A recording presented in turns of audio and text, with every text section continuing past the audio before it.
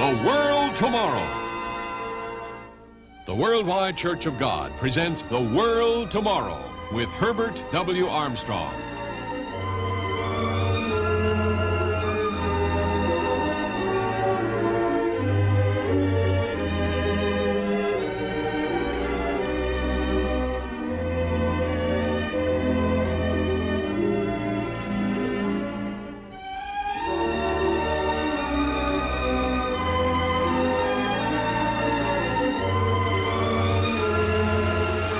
Ladies and gentlemen, Herbert W. Armstrong. Satan the devil is in the world news again. Newsweek magazine came out with a 3-page article about Satan the devil. But is there a devil after all? Is the devil real, or is he only a figment of imagination? Science has tried to pinpoint the origin of Satan in mythology or make-believe or just something made up in the minds of men. But science knows nothing of spirit, and Satan is a spirit being, and Satan has deceived the whole world. He is invisible. You can't see him, you can't hear him, you can't taste or smell him. So how are you going to know anything about him? You can't, except as it is revealed. Now, you can prove whether the Bible is true. You can prove whether God exists. I have proved it to my satisfaction. I don't need to prove it to yours. I hope you can prove it to yourself. I have proved that the Bible is God speaking to us. He does speak to me in the Bible, and I comprehend it. I understand it. The Bible is God speaking. But science knows nothing of spiritual things, spiritual knowledge. They are aware only of material, physical knowledge. What they can't see, what they can't hear, taste, smell, or feel, they just are ignorant of, and they feel it simply does not exist. But the Bible reveals the truth about God. The Bible reveals the truth about Satan the devil and about spiritual knowledge. And the Bible primarily is a spiritual book, and that's why so few people, so very, very few, can even understand or comprehend the Bible. It is the most misunderstood, the most misrepresented, the most falsely interpreted, the most twisted, maligned of any book that has ever been written. They try to interpret it. You don't try to interpret and put a different meaning on things that men write, but people do that to what God has given us in the Bible. Now, the Bible reveals spiritual knowledge, and you either accept what the Bible reveals or admit you are ignorant. You just don't know. You are in utter ignorance, and spiritual knowledge is actually far more important and is a greater sum total of knowledge and spiritual knowledge about spiritual things even than the material. And you are ignorant of it if you can't accept what the Bible reveals. It's one way or the other. Now, did God create a devil? Did God create a devil to torment us, to disturb us, to trouble us? What is God? In John 4:24, you will read, God is a spirit, or some translations will have it, God is spirit. God is composed of spirit, not matter. Now, the Bible says no man has seen God at any time, and you have not seen God. Jesus Christ came to represent God and to reveal God the Father. And believe it or not, the world had not known anything about God the Father until Christ came. Very few people know it, but Jesus Christ was the God of the Old Testament, the Yahweh of the Old Testament, who was the original, as you have in the Greek language, the Logos, who was made flesh and dwelt among us. But the Logos was with God, and the Logos also was God. And so when Jesus came, he was God with us. Next, I would like to have you notice in the very first chapter of the book of Hebrews something about angels. God created angels, and very few people know it, but God created angels before he created man. There was no man in existence until after angels had been created, and for all we know, for millions or billions or trillions of years, because angels are immortal spirits. Now, in the first chapter of Hebrews, and verses 6 and 7, and again it says, when he, God, bringeth forth the firstborn into the world, he saith, and let all the angels of God worship him. Christ is the firstborn into the world. He said, let all the angels of God worship him, because Christ himself was God. He was God with us.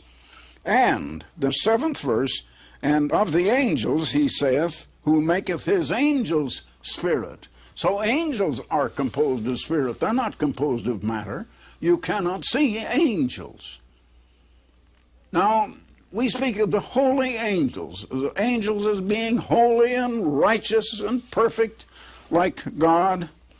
But I would like to have you notice something here. I wonder if you ever realized that this could be true. In 2 Peter, the 2nd chapter, and verse 4, for if God spared not the angels that sinned. Can you believe that, my friends? Angels that sinned? Can you think of sinning angels? Oh yes, angels did sin. They went wrong. Some angels, not all angels. As a matter of fact, the Bible indicates that 1/3 of them sinned and went wrong, and probably, all the indication is that the other 2/3 are holy and righteous. It says here, for if God spared not the angels that sinned, but cast them down to Tartaru. That is a word used only once in the Bible. That's the Greek word. It says hell in English, but hell is not the right translation. It's a condition rather than a place. And delivered them unto the chains of darkness, that is, darkness in knowledge and understanding, with twisted minds. Delivered them into chains of darkness to be reserved unto judgment. So angels are going to come to judgment. But they were the sinning angels.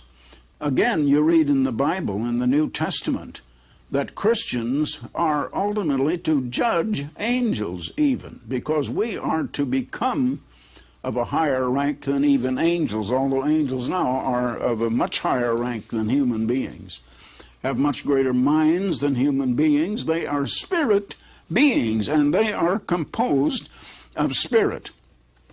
Now let's turn over just a little further into the book of Jude, verses 6 and 7. And the angels which kept not their first estate. Now they had an estate where they lived, where they dwelt, and they didn't keep it. They kept not their first estate, but left their own habitation. It was a habitation where they lived, where they inhabited. He hath reserved unto everlasting chains under darkness, unto the judgment of the great day. Even, now notice this, even as Sodom and Gomorrah and the cities about them in like manner, giving themselves over to fornication and going after strange flesh, and set forth for an example, suffering the vengeance of eternal fire. Now they suffered the vengeance of eternal fire, but that fire isn't still burning. Eternal fire doesn't mean fire that continues to burn eternally or forever at all. Again, I want to turn back and have you notice now in the 2nd chapter of Hebrews and verse 5. For unto the angels hath he, God, not put in subjection the world to come whereof we speak. Now it is speaking here of the world to come. It's talking about the world tomorrow. That was the very message of Christ in his gospel. The world tomorrow. That is the message that we preach on this program. The world tomorrow, a better civilization, a new and a different world, a different civilization altogether. This is not God's world. This is really Satan's world. You need to know a little something about this Satan, because he's just as invisible as God, and people know even less about him than they know. As a matter of fact, they don't know much about God. A lot of people just think they do, but they don't really. I've said time and again, there is no religion on earth that even knows who and what God is. Now, how are you going to know who and what God is? Well, God reveals himself in the Bible. And the Bible tells you who and what God is, but no one seems to believe it. They don't understand the Bible. I think, wasn't it a week ago, I spoke on God's secret code. God has a secret code. You know that young teenagers have a secret code. Now, we have summer camps. We have them in Scotland. We have them in Australia. We have them just south of Canada in northern Minnesota, and again in Texas, where we have many teenagers between ages 13 and 18 come for 2-3 weeks or 3 weeks, depending in each case. And you know, we find that teenagers, and every few years they have a new language that they speak. Now, they speak their own language. Their parents don't know what they're talking about. Well, I was talking a week ago about Hitler's secret code and his secret machine that he had that was called Enigma. And he felt that without that machine you couldn't decipher his secret language, by which he sent from his high command the orders to the various generals on the various battlefronts around the world. Well, the Bible is God's secret code, and very few have ever comprehended it. Of course, the Bible is composed of history and of prophecy and of righteous living. People understand a little about a righteous living. They can understand something about the history and the historic portions of the Bible, because that is all speaking of actual physical material things that have happened. But the prophecies, well, almost no one understands the prophecies of the Bible. Now let's go a little further. Revelation 13 and verse 2.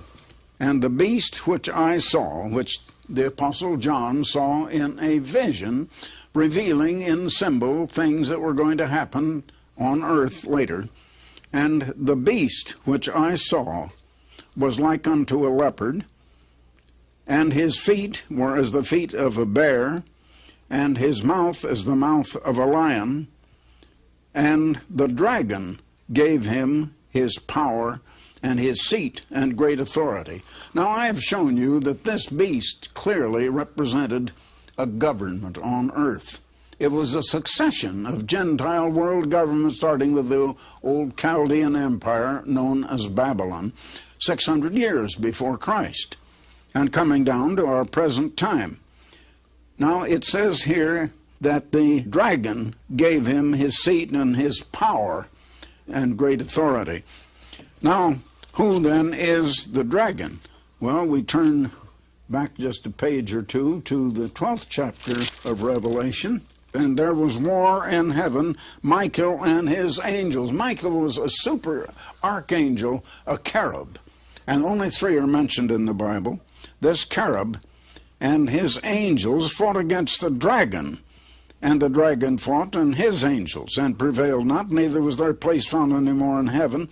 And the great dragon was cast out, that old serpent called the devil and Satan. So the dragon is merely a symbol for Satan. It says so. That's what it says. And that's what it means. Now, the devil then is the one who gave this great political system of Gentile governments their seat and great power and authority. Now, did God create a devil? Let's go back to Isaiah 14 now. in the Old Testament. And in Isaiah 14, it begins speaking in verse 4. It says, "Thou shalt take up this proverb against the king of Babylon, and say, How hath the oppressor ceased, and the golden city ceased?"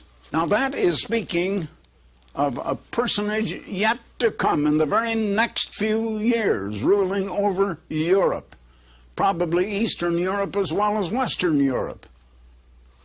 And it is speaking of that man. But it is the one that will be sitting on the throne of a continuation of those Gentile governments that I spoke about, and where Satan, the devil, gave it its seat and power and authority, and was really deceiving it, and by deception was ruling it. Now then, skipping down to verse 12, "How art thou fallen from heaven, O Lucifer, son of the morning?"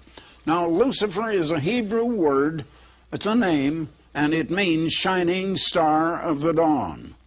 "How art thou cut down to the ground, which didst weaken the nations? For thou hast said in thine heart, I will ascend into heaven." Now, he was below heaven. He was on the earth. I want you to notice, he said, "I will ascend into heaven. I will exalt my throne." He had a throne. He was a ruler. And he is the one who gave these earthly Gentile governments their power, who swayed them, who deceived them, who ruled them. And he is the one who deceived all nations.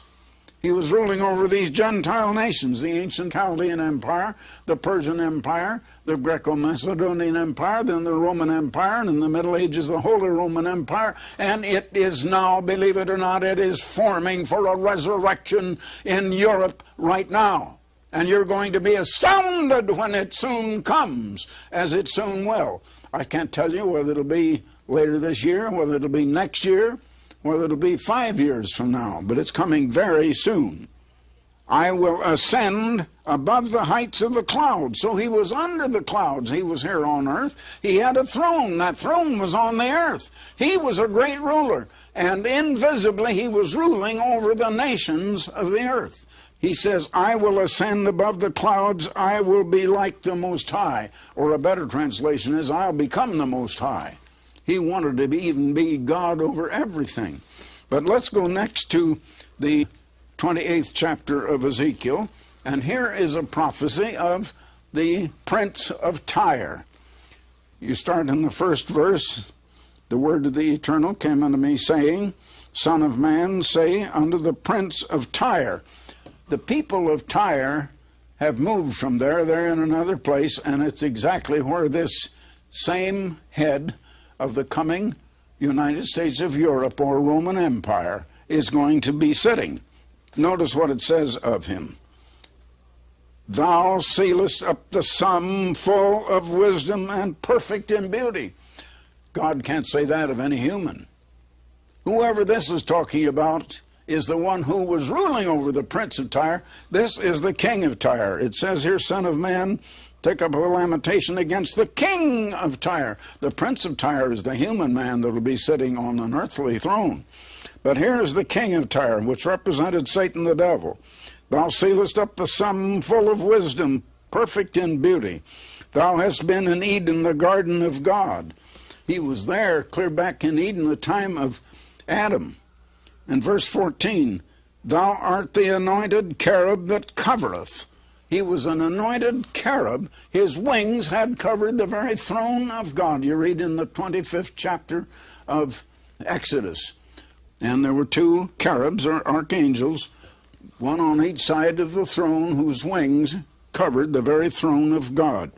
Now, verse 15, "Thou wast perfect in thy ways from the day that thou wast created, till iniquity was found in thee." Now, here is a created being. I ask the question, did God create a devil? This was not a devil. This was a perfect archangel. And he was perfect in all of his ways from the day God created him. But he had a mind.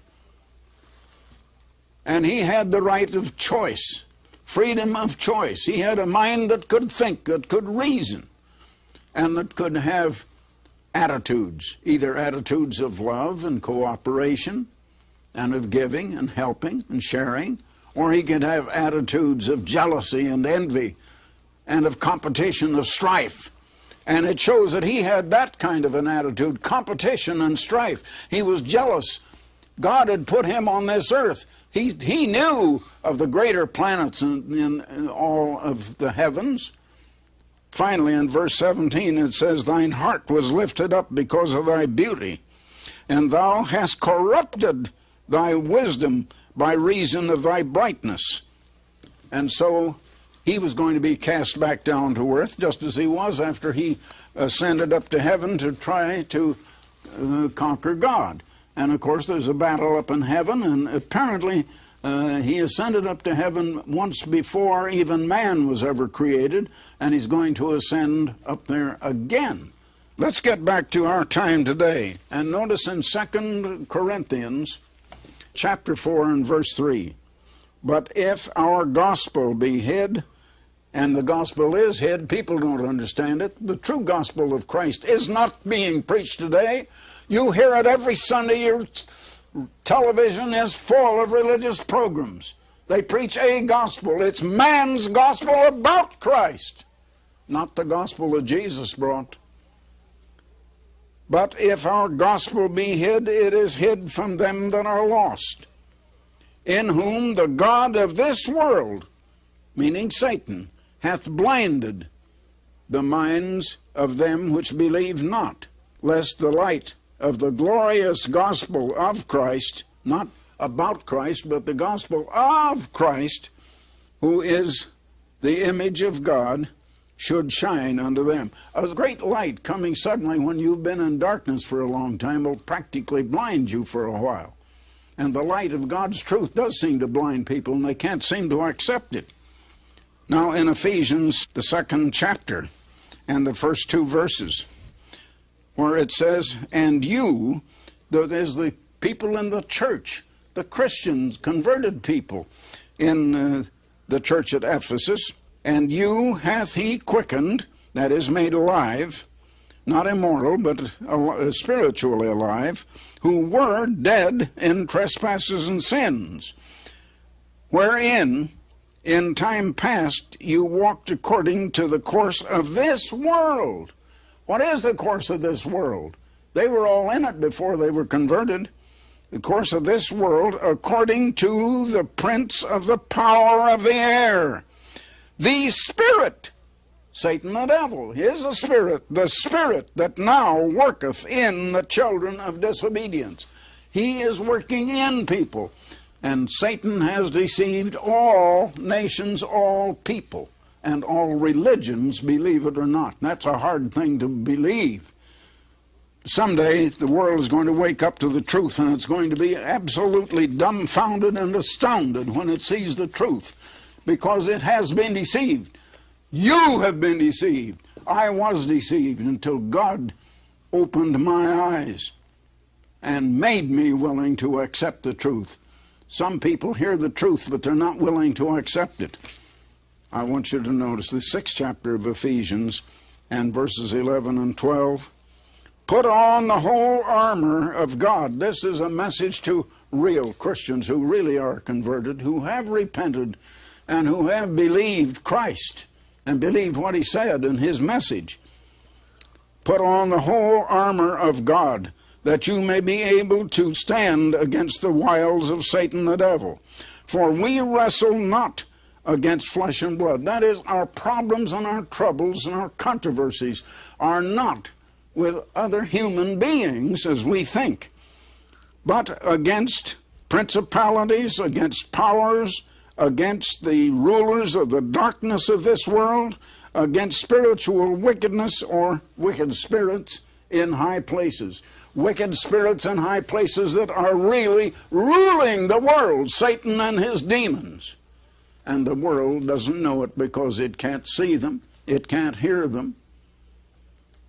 And Satan he's the prince of the power of the air. He surcharges the air with his attitude of vanity, of coveting, and of jealousy and envy.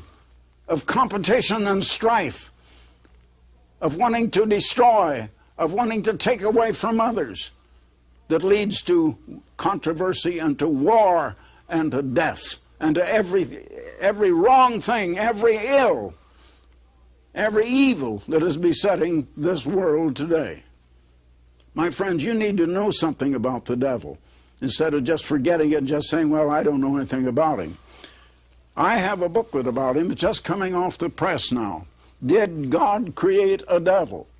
Did God create a devil? I'd like to send you this booklet. It's not a really long booklet, but it'll give you many things I haven't had time to give you in this program. There's no charge. There's no cost whatsoever. We don't beg for money on the air. There'll be no follow-up. And then, along with it, I would like to send you 1-year subscription to really the greatest magazine in the world and one of the world's great mass circulation magazines. It's the most unique magazine in the world. There is none like it. The Plain Truth. It's a magazine of understanding. It explains not only just the Bible, but it explains world conditions. It talks about the events that are taking place in the world news. But it gives you the meaning behind world news. Where is it leading? What does it mean? How does God look at it? There is no magazine that will explain that. It explains what you'll never get in news magazines or in newspapers, or you'll never get it on news broadcasts. It's very well illustrated in full color. It's published in 6 different languages. It's circulated around the world. Its circulation is over 5 million copies every month. Over 5 million copies. So we'll send you a year's subscription and also this booklet. Did God create a devil? Now just send your request to me, Herbert W. Armstrong, Pasadena, California. Herbert W. Armstrong, Pasadena, California, 91123. Or go to the telephone right now and call free, area code 800, then 423-4444. Area code 800-423-4444. If you live in California, Hawaii, or Alaska, then call a different number, collect. We'll pay for the call. You call area code 213. Then 304-6111. That's area code 213-304-6111. So until next time, Herbert W. Armstrong, goodbye, friends. For the free literature offered on this program, write Herbert W. Armstrong, Pasadena, California, 91123. In Canada, Box 44, Vancouver, BC. Or in the continental United States, you may call this toll-free number, 800-423-4444. In California, Alaska, and Hawaii, call collect 213-304-6111. If the lines are busy, please try again. The preceding program and all literature were produced and sponsored by the Worldwide Church of God.